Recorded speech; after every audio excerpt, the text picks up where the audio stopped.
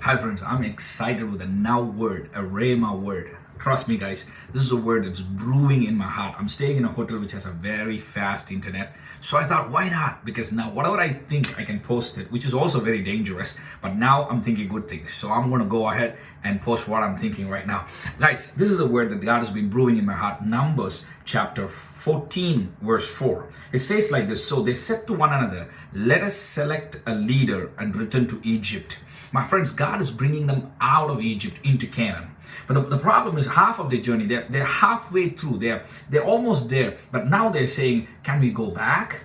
My friends, because moving forward seemed very challenging. Moving forward seems very impossible. Moving forward seemed like this is not going to work out. My friends, there are many times we want a promise from God, but we also want that to be very practical. No, you don't get it. God is not talking something in the natural, He's speaking something supernatural. Because what God talks will become a way. Maybe you don't see a way, but when you hear the word from the God, the word becomes a way. My friends, here's something you need to look into this. Numbers chapter 14, verse 4. So they said to one another, let us select a leader. Look at this. They are not choosing a person, they're choosing the feeling. This is the danger of many churches, many nations, many companies today, because many want to choose their feelings, their feeling that want to make them feel secure. The truth is going to challenge those feelings. Now, this is where the problem is. Many of us want that. Many of us want to move forward with God, but the moment we see there's friction, there's challenges, we go. Maybe this is not what I signed up for. No. That's not how it works, my friends. You gotta put all your courage, all your faith in God, not on what your facts are, not what the feelings say. Many wants to go by fact, but they miss that too. But here's something. They are choosing a leader.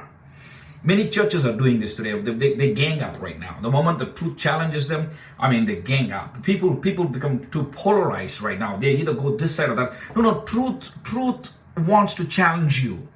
Truth wants to convict you. Truth wants to talk to you. Truth is asking, no. Don't follow a leader. Now here's the deal.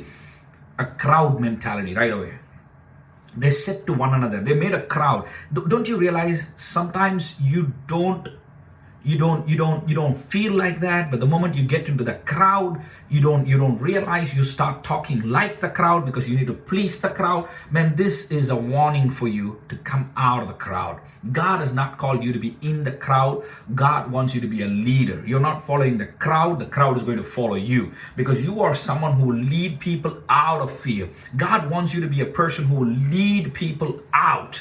Now here's what is happening. Caleb is challenging people with this truth and says, come on guys, let us rise up and conquer. And people are like, no, that is too close to us. And they also say in verse 3, Numbers chapter 4 verse 3, they goes like 14 verse 3, they go like this.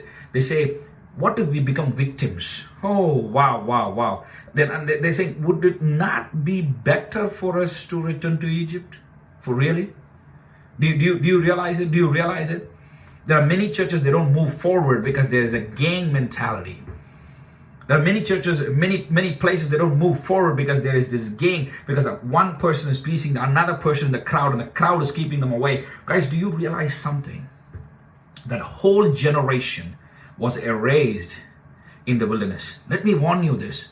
The choices that you're making today is going to affect your children. The choices that you're making today is going to affect your children. I repeat again. Sometimes we got to be daring enough to make certain choices in our lives so that our children will step out of fear, step out of manipulation, step out of limitation, step out of insecurity. There are times the fear wants to make you feel secure. There are many who are secure in insecurity. Look at that. This is where you need to wake up, my friend, and say, you know what? I'm going to choose faith over my feelings. I'm going to choose faith over the facts, because I want to move forward into what God has promised me. My friends, let me remind you one more time. Come out of those crowds, because sometimes crowd can be contagious. Crowd can compel you to do things that you did not really want to do. Maybe you're on the cat on a wall situation. Careful. I repeat again. They chose for themselves a leader to go backward. My friends, if your pastor is preaching a truth that's going to challenge you, move with the truth. Yes, I said that. Move forward. Do an act of love. Never act in fear. They were choosing a leadership out of fear.